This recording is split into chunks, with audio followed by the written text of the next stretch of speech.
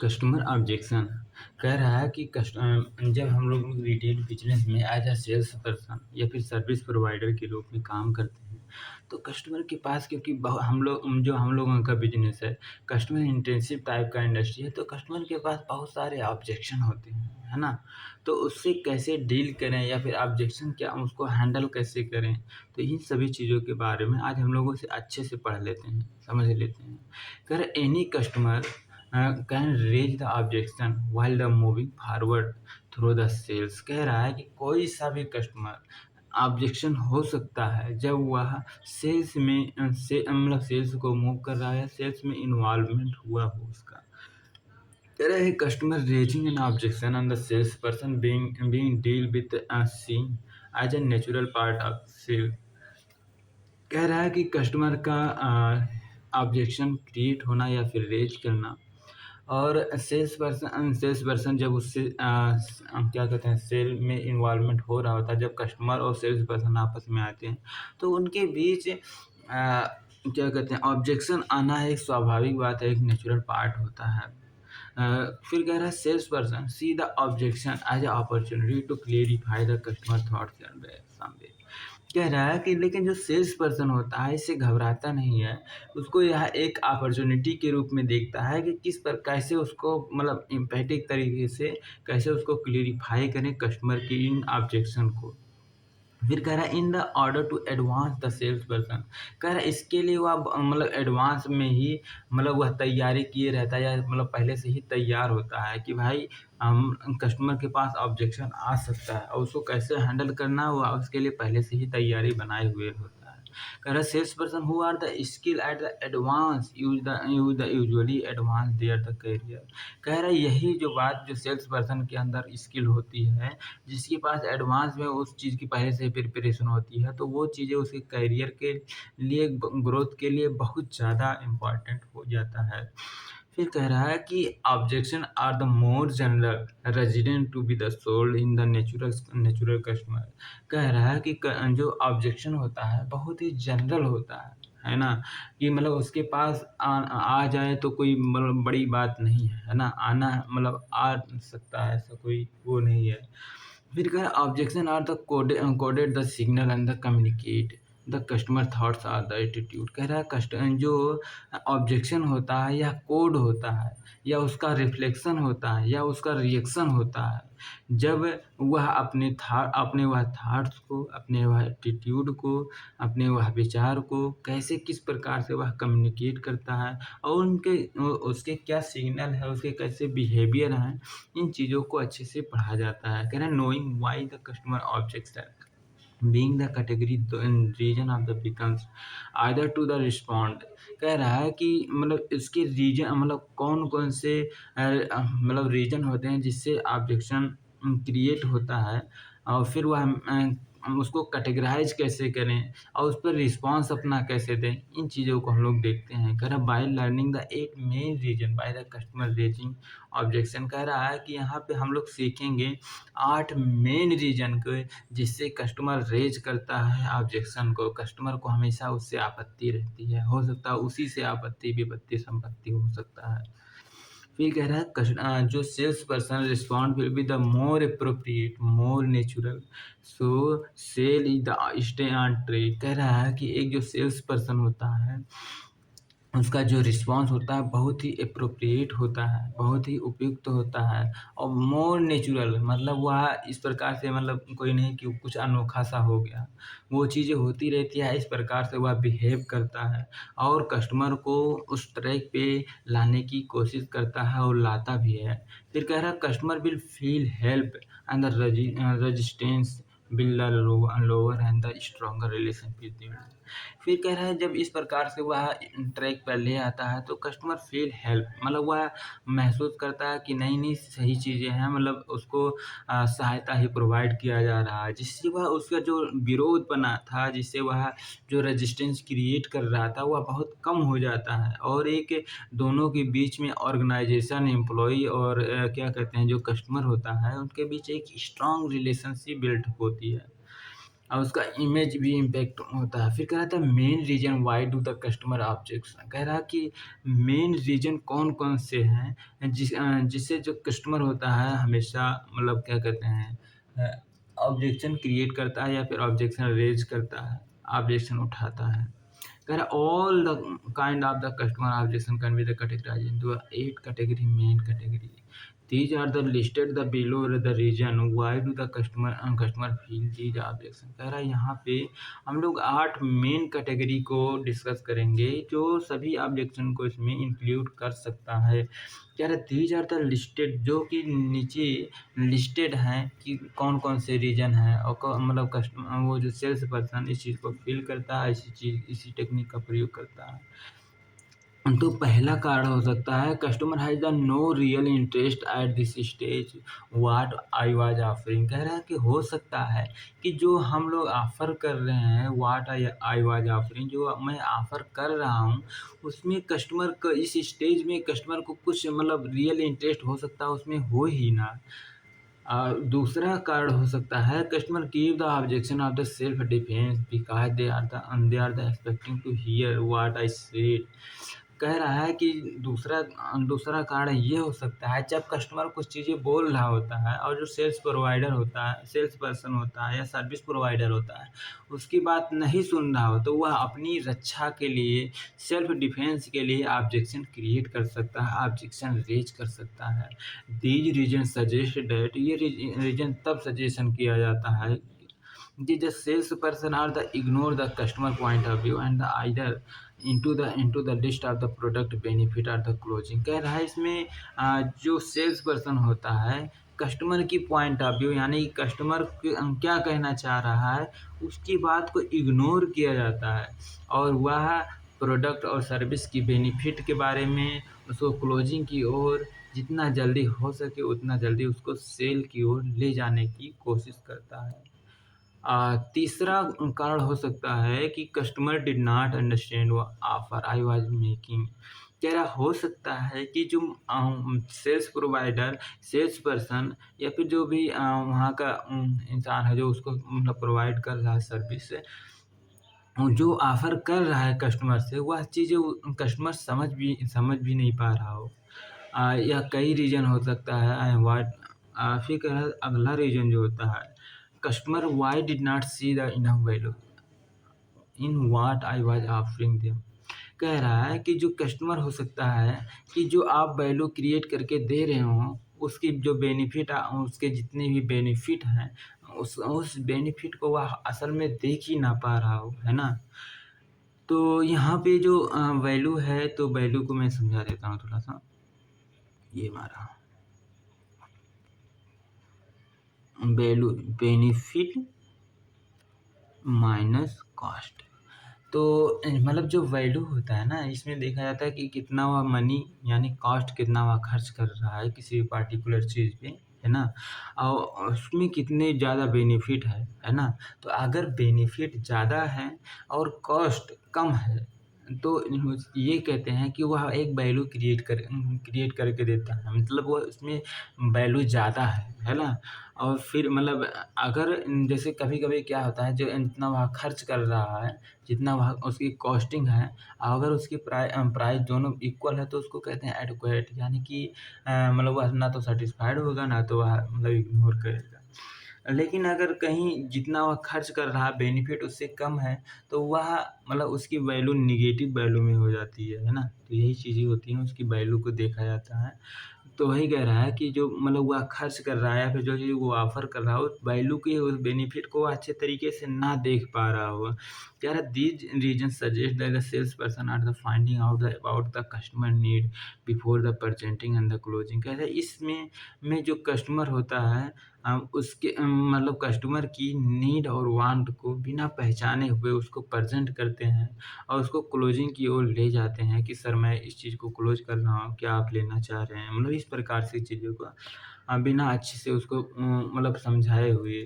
कह रहा not finding out the means why did not have the enough information and match the customer need want. कह रहा है क्योंकि उसके पास उससे रिलेटेड हो सकता है कस्टमर के पास उससे रिलेटेड इन्फॉर्मेशन ना हो और उसको ट्राई कर रहे हो सेल करने की, तो वह कैसे ले सकता है भाई? उसके बारे में जब अच्छे से नहीं उसको पता है। अगला होता है, अगला ऑब्जेक्शन वह क्रिएट कर सकता है, customer feel I was एम्फैटिक interest क्या कहते हैं knowledge and skill and so on. कह रहा है जब कस्टमर ऐसा फ़ील कर रहा होता है कि मतलब उसको जब ज़रूरत होती है कि थोड़ा-सा इंटरेस्ट उसमें लाने की, यानी कि हो सकता है उसके बारे में उसको पता ना हो या फिर उसमें नॉलेज वह क्रिएट करना मतलब नॉलेज कुछ लेना चाह रहा होता है या फिर हो सकता है कुछ उसकी स्किल को देखना चाह रहा होता है। फिर कह रहा है this reason suggest that the sales person is the जज through the emotion of the sales and is the not showing the interest of the showing what is the being the soul. कह रहा है इसमें जो sales person होता है ये नहीं देखता है क्या वो क्या बेच रहा है, कस्टमर की इंटरेस्ट किसमें शो कर रहा है, बस वह अपने सेल्स के मोशन पे ध्यान देता है किसी भी तरीके से सेल्स हो जाए। तो फिर कह रहा है study the shown a lot of the customer elsewhere the customer would the normally deal with did not not show the interest. कह रहा है कि इसमें में जो मतलब आपका सेल्स पर्सन है ये चीज़ें मतलब देखा जाता है कि वह केवल डील करना चाह रहा होता है। इसमें ये नहीं देखता है कि कस्टमर की इंटरेस्ट उसमें शो कर रहा है या नहीं कर रहा है। These reason also shows the sales person lack of the product and the company knowledge. ये शो कर रहा है कि जो आपका सेल्स पर्सन है उसमें प्रोडक्ट से रिलेटेड उसमें मतलब कमी है या फिर हो सकता है वह उस प्रोडक्ट के बारे में ना अच्छे से जानता हो या हो सकता है उस कंपनी के बारे में अच्छे से ना जानता हो या यह दर्शाता है कि उसमें बेसिक ऑफ सेलिंग स्किल की बहुत ज़्यादा कमी है ना? फिर अगला कह रहा है कि customer saw the big aspect of the unheard of the customer. कह रहा है कि कभी-कभी क्या होता है जैसे ज़्यादातर कस्टमर क्या होता है उनको पता होता है कि उनको क्या परचेज़ करना होता है बट उनको डिसाइड करने में थोड़ा बहुत हेल्प करने की थोड़ा ज़रूरत होती है। लेकिन जो सेल्स प्रोवाइडर कभी-कभी उनके बीच में ऑब्स्टेकल बन जाता है, रोड़ा बन जाता है, उनके बीच में बहुत मतलब इरिटेट करता है उनको जा कर के। This region suggests that the salesperson can further the sales but cannot get out into the customer wavelength। कह रहा है इसमें जो कस्टमर किसी भी तरीके से सेल करने ना चाह रहा होता है ये नहीं देखता है कि कस्टमर की वेवलेंथ किसकी है मतलब वह क्या किस ओर जा रहा है। कह रहा है it can be the suggest that the wrong customer being the choosing to the sold. कह रहा है यह हो सकता है कि उसने गलत कस्टमर को मतलब गलत चीज़ें वह सोल्ड करने की कोशिश कर रहा होता है। कह रहा on the more positive note it can be the indicate the customer has the pursued do and code. कह रहा हुआ बहुत सारे पॉजिटिव नोट डाउन या बहुत सारे पॉजिटिव सिग्नल देता है लेकिन कस्टमर मतलब लेकिन जो आपका सेल्स पर्सन है उस चीज़ को देख ही नहीं रहा वो। कह रहा these raise the reason of the objection either the enough or the product knowledge and the sale skill succeed to the sales। कह रहा है इस प्रकार के सेल्स पर्सन को नीड होती है कि वो अच्छे तरीके से पहले प्रोडक्ट की नॉलेज ले ले, सेल्स स्किल सीख ले, मतलब उस में सेल अच्छे से क्रिएट करने के लिए, नहीं तो वह सेल्स लॉस्ट हो सकता है, उससे हाथ से जा सकता है। जो सातवां रीजन होता है कि customer was the testing in the someone the see the what I was the shipping. कह रहा है कस्टमर ये देखना चाह रहा होता है कि कितना अच्छे तरीके से जो आपका सेल्स पर्सन है उसके साथ मतलब उस चीज़ को आपके सामने व्यक्त कर रहा है या फिर उस चीज़ को मतलब क्या कहते हैं आपसे बिहेव करता है। कह रहा है this reason suggest that the sales person is the too pushy. कह रहा है जब इस प्रकार का जो सेल्स पर्सन होता है बहुत पुसी तरीके से बहुत बल तरीके से आपसे मतलब सेल करवाना चाह रहा होता है according to this customer does not quite believe how the good is offered is the so the customer the test salesperson chill to it if। कह रहा है इसमें जो आपका जो कस्टमर होता है वह सच्ची में इसमें मतलब क्या ऑफर कर रहा है इस चीज़ में बिलीव नहीं करता है बल्कि इस चीज़ को देखता है कि जो सेल्स पर्सन है या फिर सेल्स प्रोवाइडर है उसमें कितना जील टू सी मतलब उसमें कितना उत्साह है बेचने की, कितना ललक है। They really to believe the what they are the selling. कह रहा उसमें मतलब वो ये चीज़ देखता है कि वह किस तरीके से बेचने की उससे कोशिश कर रहा होता है। तो वह मतलब जो सेल्स प्रोवाइडर की एफिशिएंसी को मतलब चेक कर रहा होता है। और फिर अगला है कि customer wise the testing offer against his her buying needs. कह रहा है इसमें जब कभी-कभी कस्टमर क्या होता है, जो उसको खरीदना है, उसके कुछ उल्टे-सीधे सवाल पूछ कर के कस्टमर की एफिशिएंसी को चेक करने की कोशिश करता है। मतलब उसको उस चीज़ को बाय नहीं करना है, फिर भी उसके अगेंस्ट फिर भी उसके उस चीज़ को मतलब वह चीज़ बहुत सारी चीज़ों को डिस्कस करता रहता है। This reason suggest that the customer is the interested in the offer. मतलब वह जो कस्टमर होता है किसमें इंटरेस्टेड होता है? ऑफर में कि आप क्या ऑफर कर रहे हैं और उसका यूज़ क्या है? Objection as a part of their thought process to compare their need and want in the detail of offer. कह रहा है कि इसमें उसके नीड और वांट को कंपेयर किया जाता है इस प्रोसेस में कि वह कैसे किस प्रकार से उस ऑफर को डिटेल में उसको प्रोवाइड कर रहा है। These are the clear need of the salesperson to recognize the work the customer to reach the successful conclusion। इसमें जो मतलब आप क्लियर नीड को मतलब आइडेंटिफाई करना होता है, रिकग्नाइज करना होता है कि कस्टमर के साथ कैसे मतलब कंक्लूजन तक कैसे क्लोज तक पहुंचा जाए, है ना। Correct to summarize we can say that बस ये तो हो गया। कह रहा 7 तरीके हैं जिससे कस्टमर के साथ डील किया जाता है। कह रहा कौन से वो 7 तरीके हैं जिससे कस्टमर के ऑब्जेक्शन को डील किया जाता है। कह रहा you have the learn above the typical the reason the customer give the object. कह रहा है कि हम लोग ऊपर पढ़ चुके हैं कि कस्टमर के पास बहुत सारे ऑब्जेक्शन होते हैं।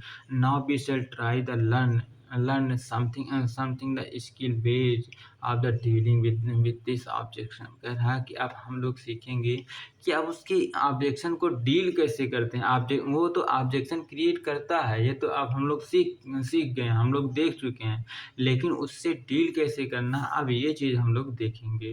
कह रहा a sales person who handle the objection in the skillful, positive and the friendly way as well as sell to more and the better respected by the customer। कह रहा है जब सेल्स पर्सन ऑब्जेक्शन को बड़े ही कुशलतापूर्वक और positive frame of mind में और बहुत ही पोलाइटली तरीके से फ्रेंडली तरीके से उसके साथ मतलब सेल करने की कोशिश करता है और कस्टमर को एक अच्छा वाला रिस्पेक्ट देता है, बहुत केयर करता है। In this section will understand deal with the customer objection in the such way issue is the deal with the effectively। कह रहा है इसमें ये अंडरस्टैंड किया जाता है ये कस्टमर जो होता है वह डील कैसे करता है किसी भी चीज़ को लेकर के उसको इफेक्टिव तरीके से डील करे। कोई सा भी अगर इशू आ जाती है तो sales stay on track on the customer sale the relationship positivity. कह रहा है अगर कोई सा भी आ जाता है मान ले जाए तो उसको डील करके कैसे कस्टमर को ट्रैक पे लाते हैं और उसके साथ कैसे पॉजिटिव रिलेशनशिप बिल्डअप करना है, इन चीज़ों को हम लोग सीखेंगे। फिर कह रहा है कि customer have the reason real imagine और the mistaken for the raising objection. कह रहा है जो कस्टमर के पास रीजन है जिससे जो मतलब क्या कहते हैं रेज हुआ है ऑब्जेक्शन, वह हो सकता है रियल हो, इमेजिन हो या मिस्टेकन गलत तरीके से लिया गया हो या कुछ इमेजिनरी दुनिया में काल्पनिक हो, वह रियल से उसका कोई लेन देन नहीं हो। यह हो सकता है कि जो ऑब्जेक्शन कर रहा है वह रियल हो, सही हो। फिर कह रहा है objection can the seriously just excuse. कह रहा है कि ऑब्जेक्शन हो सकता है सीरियसली या फिर जस्ट एक्सक्यूज या उसका बहाना हो सकता है। Every times a customer objection. कह रहा है चाहे कुछ भी कोई सा भी समय हो, it is important to treat that the objection seriously in order to keep the relationship with the customer on the track. कह रहा है चाहे वह रियल हो चाहे अनरियल ना हो, मतलब वह सीरियस टाइप का ऑब्जेक्शन हो चाहे ना हो, लेकिन यह बहुत आवश्यक है कि उसके साथ अच्छे से ट्रीट किया जाए, अच्छे तरीके से बिहेव किया जाए और उसकी जो ऑब्जेक्शन है उसको सीरियसली लिया जाए। क्यों? क्योंकि जो कस्टमर के साथ अच्छे से रिलेशनशिप इससे बिल्ड करने के लिए उसके के जो भी वह बोल रहा है उसको सीरियसली तरीके से लेना पड़ता है। There are one of the benefit of the these technique that excuse get the flush out anyone losing the face। कह रहा अगर आप इस टेक्निक का फ़ायदा उठाना चाहते हैं तो आप जो एक्सक्यूज है जो बहाना है इन चीज़ों को आप फ्लश आउट करें, अपने अंदर से बिल्कुल ही बाहर निकाल दें। यह आपके चेहरे पे साफ-साफ झलकता है, या इस चीज़ को आप मतलब इस चीज़ को आप बिना लाए अपने चेहरे पे उस चीज़ को डील करें। Once the issue has been the handle, the bell is the more likely to raise the another less than the seriously point of view। कह रहा है कि इस प्रकार फिर से पढ़ता हूँ। कह रहा one is the excuse handle, अगर एक मतलब इस प्रकार के हैंडल को करते हैं तो bell customer is the more likely, तो जो अच्छा कस्टमर होता है बहुत मतलब आपकी चीज़ों को पसंद करने लगेगा और या उस चीज़ को देखता है to raise the another less than the serious point, और उस सीरियसली पॉइंट को जो आप सीरियसली तरीके से उसको हैंडल कर रहे हैं, अगर आप में कुछ कमी ज़्यादा भी रह जाता है तभी उसको वह इग्नोर कर देता है। Now let us the try and understand the 7 way of the handle the customer. कह रहे अब वो समय आ गया है हम लोगों को समझने की कि वह कौन से 7 तरीके होते हैं जिससे उसकी मतलब ऑब्जेक्शन को हम लोग हैंडल करते हैं। तो जिसमें से पहला तरीका होता है बाईपास सीधे। बाईपास का कब हम लोग करते हैं कि जब कभी-कभी क्या होता है ना कि जैसे कस्टमर के जो ऑब्जेक्शन होता है आपके पास उस चीज़ का सॉल्यूशन हो सकता है ना ना चीज़ हो। तो कस्टमर से कुछ थोड़ा-सा समय माँग लेते हैं कि मतलब मैं इससे क्लियर करना चाहता हूँ, या फिर थोड़ा-सा मैं अभी टाइम चाहता हूँ, क्या मैं बाद में आपको आंसर दे सकता हूँ। लेकिन याद रहे बाईपास मेथड में कि हमेशा आप याद रखो कि जब भी आप उससे वादा करो कुछ भी चीज़ें, तो उसका रिस्पॉन्स बाद में ज़रूर दो। The technique is the simply the most request is the deal with the objection later। कह रहा है इस टेक्निक का प्रयोग हम लोग तब करते हैं कि जब ऐसा कोई ऑब्जेक्शन क्रिएट करके ले आता है कस्टमर जिसका आपके पास मतलब एप्रोप्रिएट सॉल्यूशन ना हो, तो उससे थोड़ा-सा हम लोग समय माँग लेते हैं। उसका ऑब्जेक्शन को लेटर यानी बाद में उसको सुलझाने के लिए बोलते हैं। कह रहा फॉर एग्ज़ाम्पल, इसमें एग्ज़ाम्पल के लिए, एक उदाहरण के लिए बोल रहा है, may I make the note of this commit the when and okay. फिर कह रहा है कि क्या बोल रहा है कि जो सेल्स पर्सन, सर क्या मैं इस चीज़ को नोट कर सकता हूँ? मैं आपके इस वजह मतलब इस चीज़ को नोट डाउन कर ले रहा हूँ। क्या ये चीज़ ओके है? क्या मैं I got it answer it later, क्या मैं इसका जवाब बाद में दे सकता हूँ? अभी मैं मतलब वो तो साफ-साफ वो बोलता है कि सर क्या मैं इसका बाद में जवाब दे सकता हूँ, लेकिन मैं अभी इस चीज़ को नोट डाउन कर ले रहा हूँ कि क्या आपके पास ऑब्जेक्शन है। दूसरा फिर अगला क्वेश्चन पूछता है कि may I come back to that, I will need to check my manager. कभी-कभी क्या होता है कि कुछ एक्स्ट्रा डिस्काउंट कस्टमर माँग लेता है, फिर कुछ ऐसी चीज़ें माँग लेता है जो मतलब उससे दूसरे से क्लेरिफ़ाई करना होता है, सुपरवाइज़र, मैनेजर से क्लेरिफ़ाई करना होता है। तो वही कह रहा है कि क्या मैं अपने मैनेजर से पूछ करके फिर आपसे थोड़ा समय लेकर मतलब थोड़ा समय बाद फिर वापस आ कर के फिर मैं आपको बोलता हूँ। मतलब वो मुझे नीड है, मुझे ज़रूरत है अपने मैनेजर से इस चीज़ को चेक करने के लिए जो आप बोल रहे हो। फिर कह रहा all these statement prove that the customer that you the register the objection. कह रहा है ये चीज़ें दर्शाती हैं कि आप कस्टमर की मतलब ऑब्जेक्शन को आप रजिस्टर कर रहे हो, ना कि सीधे-सीधे उसको जवाब दे रहे हो, मतलब सीधे-सीधे उसका सॉल्यूशन निकाल रहे हो। कह रहे you the seriously about the return to returning to it. कह रहा हमेशा याद रखो कि आप जब भी जो भी चीज़ वादा करें तो उसका वापस में आ कर के जितने भी समय उसका जवाब उस चीज़ को सीरियस तरीके से उसका रिटर्न ज़रूर आए, और इससे जो कस्टमर होता है बहुत ही रिलैक्स फ़ील करता है, बहुत ही आराम फ़ील करता है। भले उस चीज़ को सॉल्यूशन ना उसको प्रोवाइड हो, लेकिन उसका क्या फ़ीडबैक आया है, इस चीज़ को वह जान कर के मतलब उसको अच्छा लगता है ना? फिर आगे कह रहा है always seek the permission to return point. कह रहा है कि इसमें बहुत ज़्यादा ध्यान देना पड़ता है कि आप रिटर्न पॉइंट आप में can I answer it later, मतलब आप बोल रहे हो कि सर क्या मैं इस चीज़ का आंसर बाद में दे सकता हूँ। फिर कस्टमर बोलता है कि if the customer says no, तो अगर कस्टमर बोलता है कि नहीं नहीं भाई मुझे अभी तुरंत सॉल्यूशन चाहिए, तो use one of the other technique to address it. तो आप कुछ दूसरा टेक्निक उस चीज़ को अपना सकते हो, कुछ चीज़ें मतलब बता सकते हो कि सर मैं इस चीज़ को मतलब अच्छे से नहीं जानता हूँ या फिर सर मैं इस चीज़ को नया हूँ या हो सकता है ये चीज़ें अभी नया आया है, इसके बारे में मुझे पर्याप्त नॉलेज नहीं है। मुझे किसी दूसरे की नीड है, मैं आपको बता तो दूँगा बट हो सकता है कि ये चीज़ें एक्चुअल में ना हो। तो सर मुझे इस दूसरी चीज़ की हेल्प की ज़रूरत है सर प्लीज़। तो मतलब इस प्रकार के आप टेक्निक का यूज़ कर सकती हो।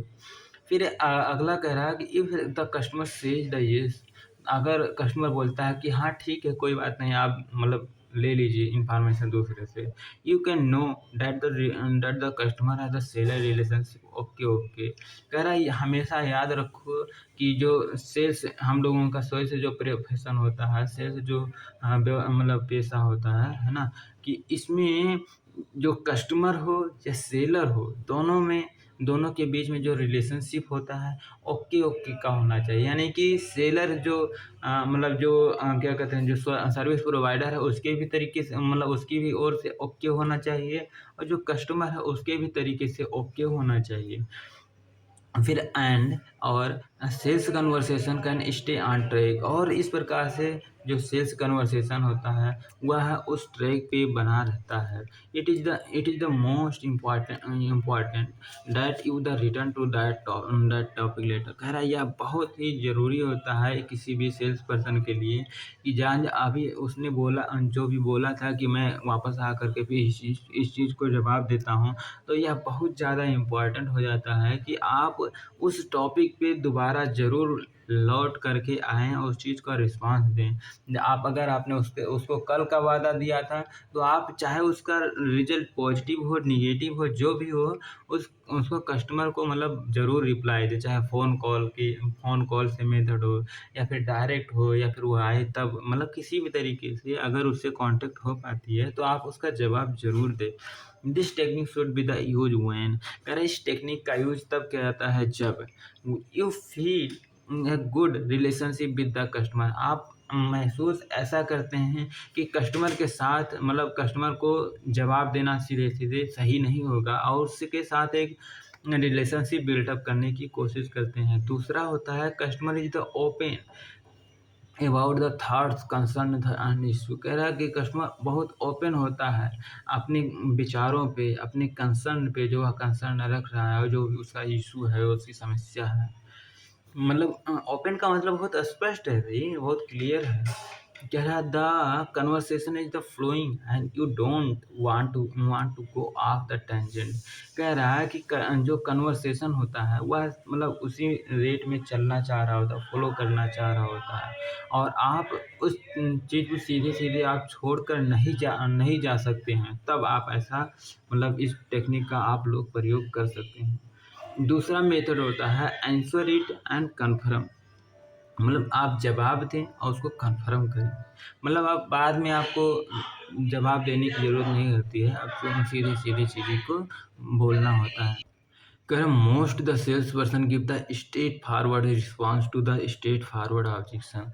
कह रहा है ज़्यादातर सेल्स पर्सन मतलब ऑब्जेक्शन जब भी क्रिएट होता है तो सीधे सीधे उसका वहीं पे एड्रेस कर देते हैं, वहीं पे उसका समाधान निकाल देते हैं। This is okay, it is the part of the normal to be the conversation. कह रहा है यह सही तब होता है जब दोनों के बीच में टू बी कन्वर्सेशन चल रहा होता है, मतलब दोनों आपस में बात कर रहे होते हैं। अ, दोनों का मतलब क्या हो गया, यहाँ पे जो सेल्स पर्सन हो गया, सर्विस प्रोवाइडर हो गया और कस्टमर हो गया।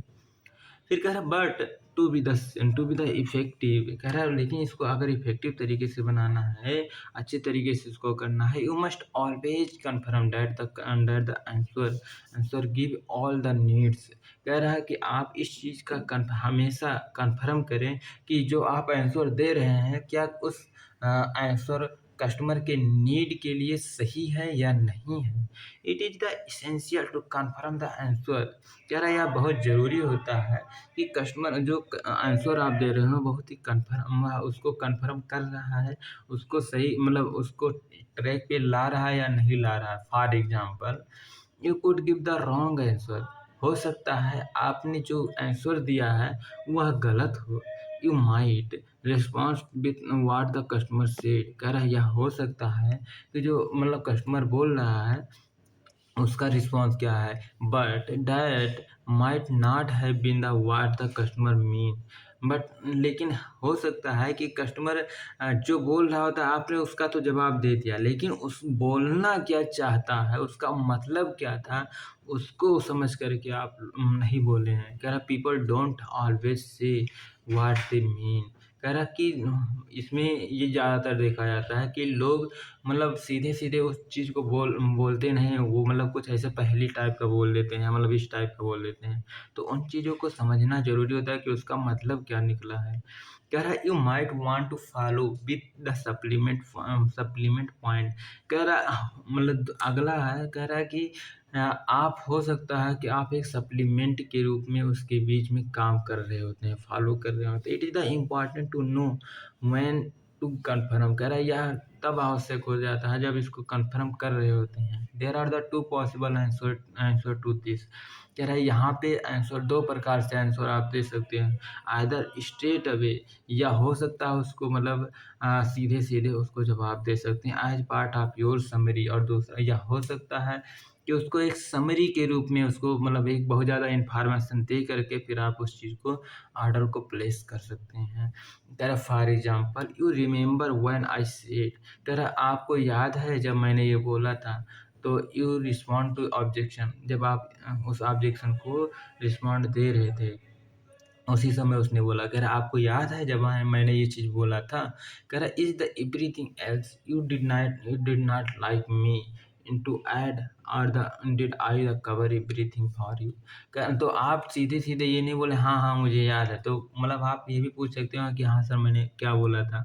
इस प्रकार से आप क्वेश्चन पूछ सकते हैं। कह रहा इससे मतलब वह आपको मतलब थोड़ा-सा ऐड ऑन इन्फॉर्मेशन कर सकते हैं कि क्या मैंने ने इस चीज़ को मतलब बोला था, फिर मतलब क्या इस ये चीज़ यही चीज़ ये थी ना, तो मतलब इससे इस प्रकार से हम लोग पढ़ चुके हैं कि कन्फर्म कैसे करते हैं। अगला होता है एक्सेप्ट करना और उस चीज़ को बैलेंस क्रिएट करना, है ना? तो इस तीसरा मेथड है। कह रहा है this technique can be the use when the objection is the valid and can not easily be the deal with. कह रहा है कि जब इस प्रकार के टेक्निक का प्रयोग तब किया जाता है जब जो उसका ऑब्जेक्शन है वैलिड होता है, लेकिन उसका सॉल्यूशन निकालना इतना आसान नहीं होता, इतना ईज़ी नहीं होता है। कह रहे it deal at the real value that the stop mole hill from the becoming the mountain. कह रहा है कि जिस प्रकार से माउंटेन में एक छोटा-सा मोल हिल स्टॉप कर सकता है, रोक सकता है, उसी प्रकार मतलब फिर एग्ज़ाम्पल दे रहा है। कह रहा है कि customer want a version of the product that is not readily available. कह रहा है जो कस्टमर चाह रहा होता है, जिस वर्जन को वह चाह रहा होता है, हो सकता है कि आपके वहाँ वो चीज़ें अवेलेबल ना हो। तो आप बहुत ज़्यादा उसमें बहस ना करें, है ना? यहाँ पे लिखा है कि stop the mall hill become the mountain. कह रहा है राई का पहाड़ आप बनाने की कोशिश ना करें। जो चीज़ आपके पास नहीं है, जो चीज़ें वह ढूँढ रहा होता है, हो सकता है वो उस वर्ज़न का आपके पास ना हो।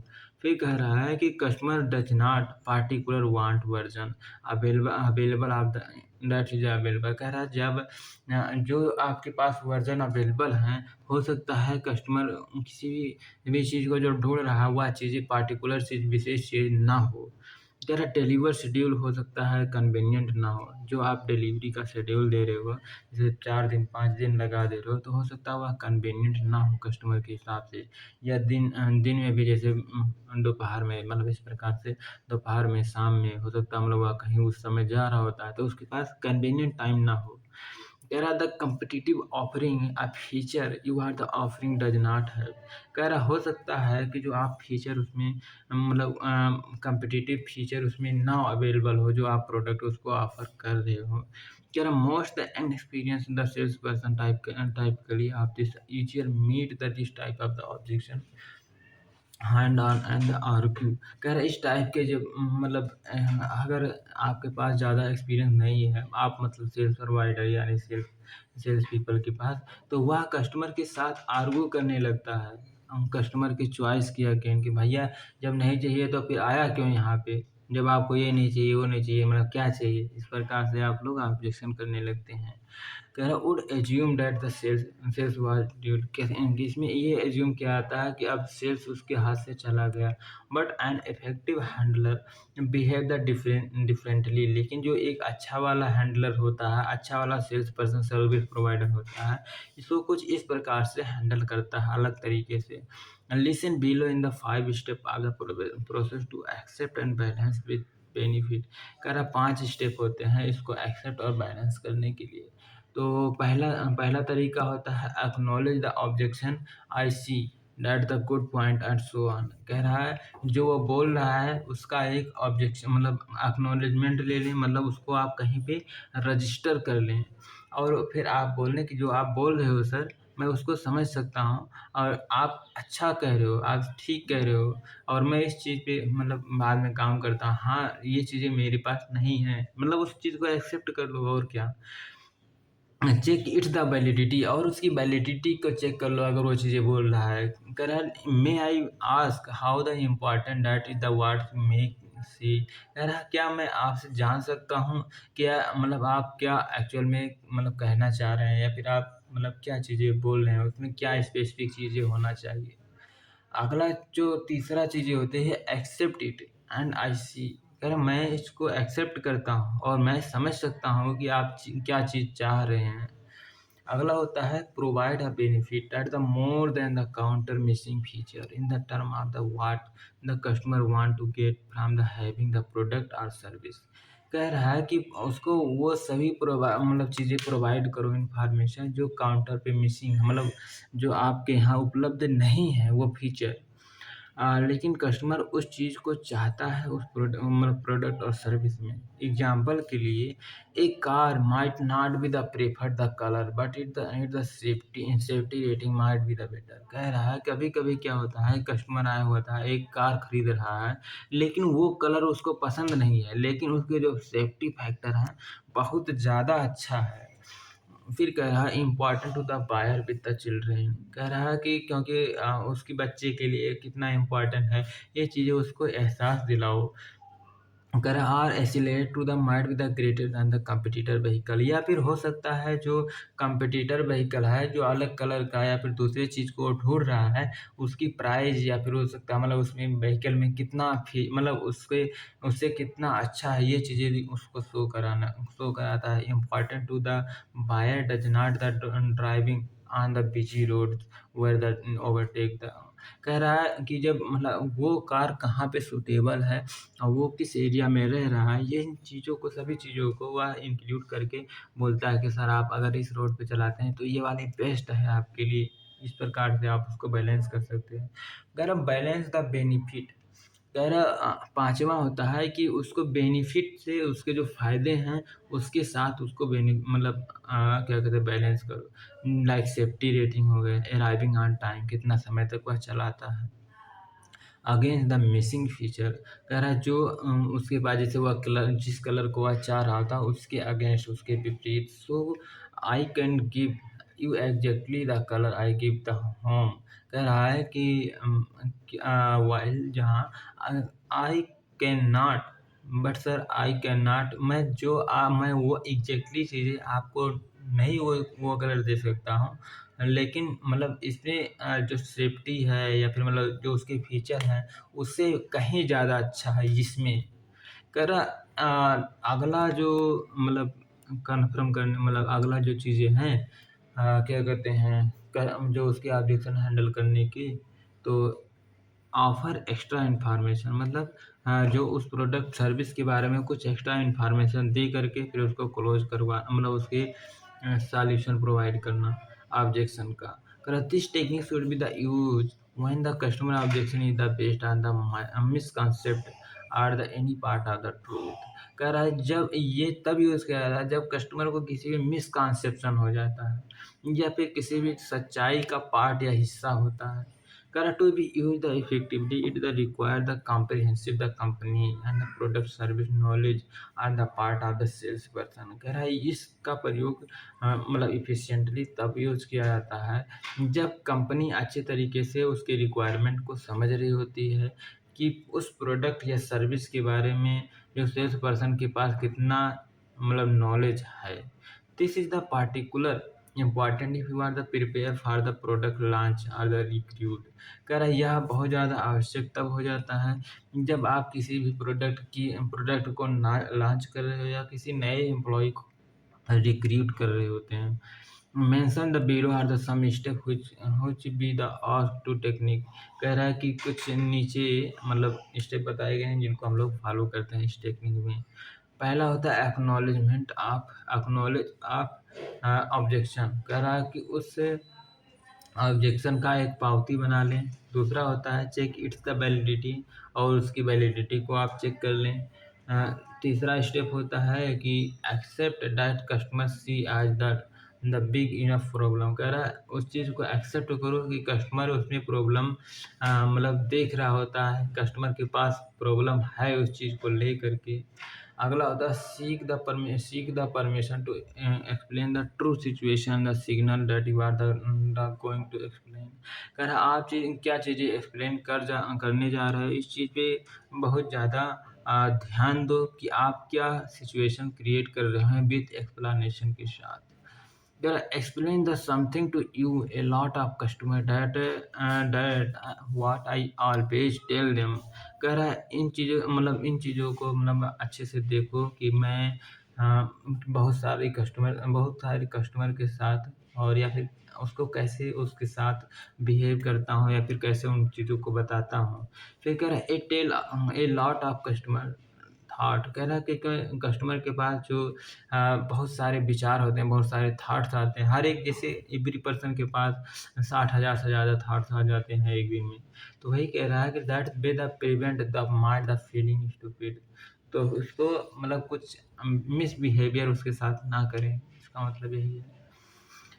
Give the customer information they need. कह रहा है कि कस्टमर को मतलब इंफॉर्मेशन मतलब उस प्रोडक्ट या सर्विस से रिलेटेड दो और एक्स्ट्रा दो।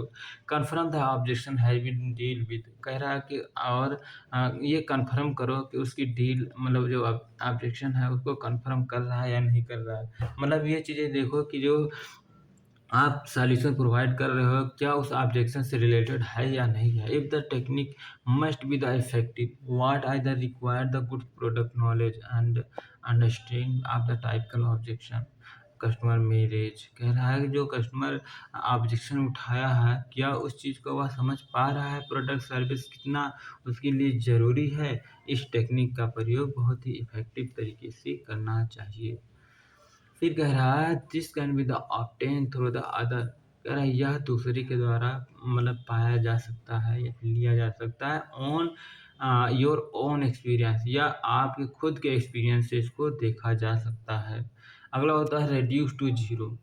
रिड्यूस टू जीरो का मतलब क्या हो गया।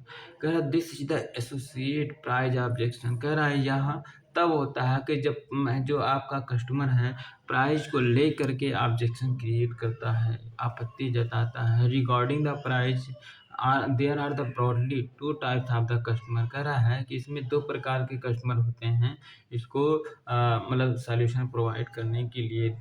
Those who want two by, वह लोग जो उस चीज़ को बाई करना चाहते हैं लेकिन पुट ऑफ द प्राइस, लेकिन कुछ उस प्राइस को कम करवाना चाह रहे थे। एंड दूसरे पर्सन वो होते हैं those who know the sales person will the offer the discount rather than the lose and the order. कह रहा है कि वो ये जानते हैं कि जो सेल्स पर्सन है उससे तो डिस्काउंट प्राइस पे बेचेगा ही बेचेगा, क्योंकि वह उस ऑर्डर को छोड़ नहीं सकता है। फिर कह रहा है कि technique handle the both kind of customer. कि है इस प्रकार के दोनों प्रकार के कस्टमर को सॉल्यूशन प्रोवाइड करने के लिए this technique work well when the customer has the agree with the everything. कह रहा है जब कस्टमर सब चीज़ों से एग्री हो सहमत हो कि क्या उस चीज़ पे वह चीज़ें वर्क कर रही है या नहीं कर रही है। And indicate they are the ahead but come up with the price objection. लेकिन ये चीज़ें दर्शा रहा है कि उसके जो मेन कारण है वो प्राइस को लेकर के वह मतलब अड़ा हुआ है। आई कैन नॉट अफोर्ड इट। कह रहा बोल रहा है कि जैसे मैं इस चीज़ को अफोर्ड नहीं कर रहा हूँ, यह मेरे बजट का बाहर है, यह बहुत एक्सपेंसिव है। फिर कह रहा है the sequence for this objection handle the technique as follow. कह रहा है इस प्रकार से बहुत सारे सीक्वेंस में दिया है जिससे हम लोग इसको सॉल्यूशन प्रोवाइड कर सकते हैं। पहला है determine how much is too much. उसको ये चीज़ें डिटरमाइन करते हैं, उससे ये चीज़ें जो इवेल्युएट करते हैं कि कितना ज़्यादा, मतलब आपके लिए कितना ज़्यादा ये ज़्यादा प्राइस लगता है भैया। मतलब मैं ये प्राइस बता रहा हूँ तो आपको कितना, मतलब आप क्या चाह रहे हो, कितना ज़्यादा है भैया। अब आप भी कुछ अपने तरीके से बोलो। फिर कह रहा हूँ focus on the difference between the that customer want to pay and asking price. कह रहा है इस चीज़ को बहुत ध्यानपूर्वक देखें कि कस्टमर कितना पे करना चाहता है और कितना प्राइस वह पूछ रहा है। मतलब वो जैसे अगर वो 250 रुपये किसी भी तरीके किसी प्रोडक्ट को बाई करने गया है, मान लीजिए वह 80,000 में खरीदना चाह रहा है लेकिन वो बोल रहा है 70,000 या 65,000 वो बोल रहा है। तो इन चीज़ों के इन बीच का डिफरेंस समझना बहुत ज़्यादा ज़रूरी होता है। Confirm if the price difference is the not only कह रहा आप इस चीज़ को भी कन्फर्म करो कि क्या प्राइस ही एक ऐसा चीज़ होता है जो उसको इस प्रकार की ऑब्जेक्शन क्रिएट कर रहा है या फिर और भी कुछ चीज़ें हैं। अगला कह रहा है कि help the customer to calculate the ownership life. कह रहा है कि कस्टमर को उसकी ओनरशिप लाइफ को कैलकुलेट करके करके दिखाओ कि सर अगर आप इतना पैसा दे रहे हो, पैसा लग रहा है, तो आपकी मतलब आपके साथ या कितना मतलब अच्छा होगा। इस चीज़ को उसको मतलब ओनरशिप में लेकर आओ। कह रहा है if we have the product, अगर ये आपके पास प्रोडक्ट होगा तो आपके पास मतलब कितना ज़्यादा अच्छा होगा। आप इसको एक्सपेक्ट कैसे या कितना समय तक आपके पास रह सकता है, इन चीज़ को कैलकुलेट करो। फिर कह रहा at this point must the reconfirm what the customer agree so for the remind him of the benefit of the ownership in specific term. कह रहा है कि किसी भी स्पेसिफिक टर्म को लेकर के कस्टमर को दोबारा से याद कराओ उनके उनके बेनिफिट को, और कस्टमर को एग्री कराओ कि वह इस चीज़ को इस पॉइंट ऑफ व्यू से कन्फर्म है या नहीं है। कह रहा use the customer own word describe the benefit possible. कह रहा है कि कस्टमर को खुद ही बताने दो कि वह उस प्रोडक्ट के बेनिफिट के बारे में क्या जानता है।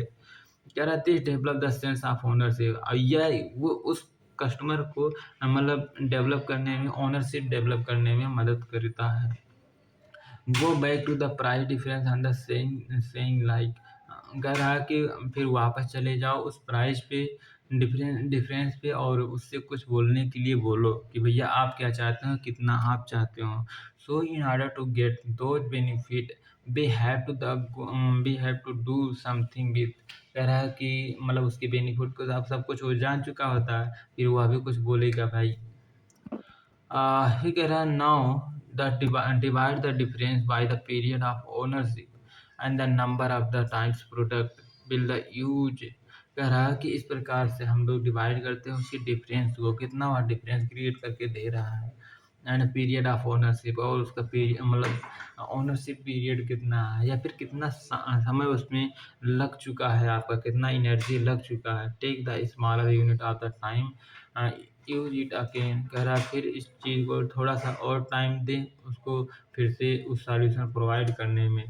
कह रहा है your goal to end up with and the amount as close to zero the possible. कह रहा है आप मतलब ज़्यादातर ये पॉसिबल करें कि वो जो बोल रहा है वहाँ तक उसके प्राइस को ले जाओ। फिर कह रहा है compare the benefit of the total product ownership with the small amount of the money just calculate. कह रहा है कि आप उसको थोड़ा थोड़ा मनी मतलब करके उसको मतलब कैलकुलेट कराओ कि अगर आप इतने पैसे में खरीदोगे तो आपको इतना बेनिफिट मिलेगा, इतना पैसा खर्च कर रहे हैं तो आपको इतना बेनिफिट मिलेगा, मतलब उसको इस चीज़ को कैलकुलेट कराओ भैया।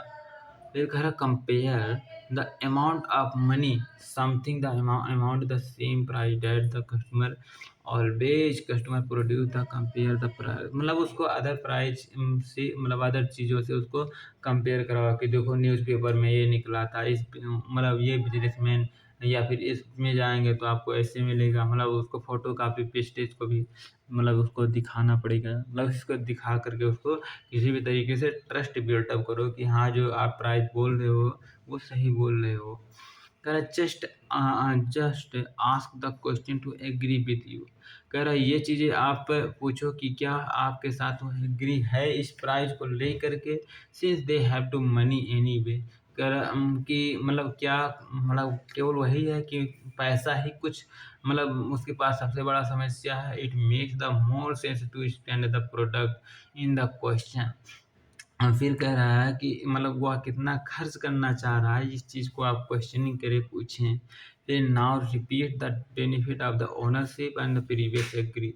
फिर कह रहा है कि फिर उसकी कितना बेनिफिट है, उसकी ओनरशिप को मतलब आप सब चीज़ों को मतलब उसको बताएँ। फिर उसको एग्री है कि नहीं है, ये चीज़ें दिखें।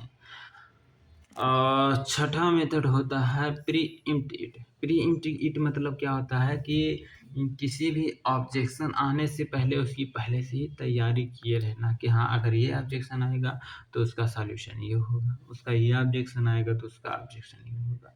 Pre इम्प्ट the in the mean the setting, stating the objection before setting the stating the objection even before the customer make. कह रहा है कस्टमर उस गलती को दोहराने से पहले ही उस चीज़ को पहले ही एक्सप्लेन कर दो। टाइपिकल द दिस सिचुएशन में यूज दिस टेक्निक। कह रहा है इस टेक्निक का प्रयोग तब किया जाता है when the selling the product are the non shortcoming. कह रहा है कि जब प्रोडक्ट आ रहा, मतलब आप जानते हैं उस प्रोडक्ट में कौन कौन सी कमियां आ सकती हैं, या उस नॉन प्रोडक्ट में मतलब नया प्रोडक्ट नहीं आया है। कह रहा हूँ when the competition continuously refer to the particular company या the product weakness।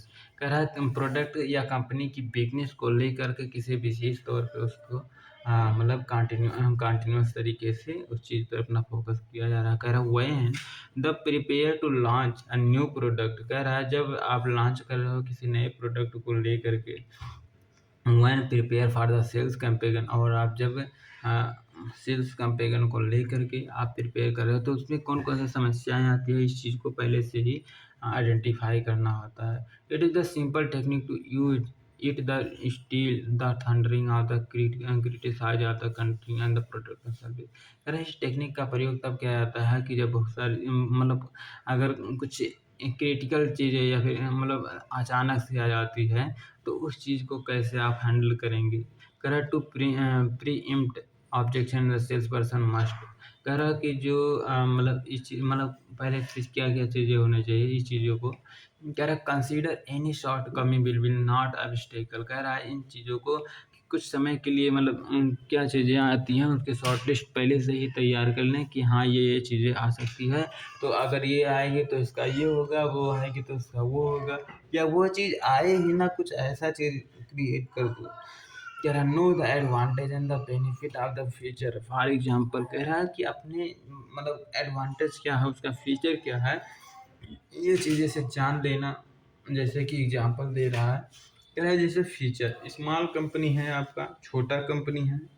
एडवांटेज क्या है, पर्सनल अटेंशिप, उसमें पर्सनल अटेंशिप ज़्यादा देखा जाता है। बेनिफिट क्या है, better customer get the better service of their money. कह रहा है कि जो कस्टमर होता है जितना वह खर्च कर रहा है उससे ज़्यादा वह सर्विस लेना चाहेगा। और दूसरा फीचर क्या है, हाई प्राइस। एडवांटेज क्या है, क्वालिटी प्रोडक्ट, मतलब जैसे ज़्यादा प्राइस खर्च कर रहे हो तो उसको क्वालिटी प्रोडक्ट चाहिए ही चाहिए। बेनिफिट इसका क्या होगा कि यह लॉस्ट लॉन्गर होगा, ज़्यादा समय के लिए होगा, उसमें फीचर और जो उसमें सर्विस है बहुत ज़्यादा हाई लेवल के होंगे। और सबसे लास्ट है क्वेश्चनिंग इट द थ्रो। कह रहे हैं मतलब यह दुनिया का सबसे पावरफुल टूल होता है, पावरफुल टेक्निक होता है, पावरफुल तरीका होता है जिससे कस्टमर के ऑब्जेक्शन को हैंडल किया जा सकता है। मतलब उससे क्वेश्चनिंग करना कितना ज़्यादा इम्पॉर्टेंट होता है, इस टॉपिक में हम लोग पढ़ेंगे। कह रहे this technique would be the most useful. कह रहा है ये टेक्निक बहुत बहुत बहुत ज़्यादा यूजफुल होता है in order to keep sales conversation naturally. कि कस्टमर को मतलब जो उसकी कन्वर्सेशन है, सेल्स कन्वर्सेशन है, वह नेचुरल वे में चल सके।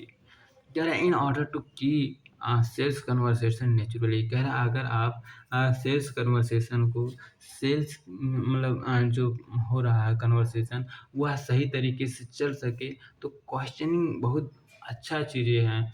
मतलब उसके रिलेशनशिप बिल्डअप करने के लिए उसी एक्चुअल एक्चुअल चीज़ों को जानने के लिए क्वेश्चनिंग पूछना बहुत ज़्यादा ज़रूरी होता है।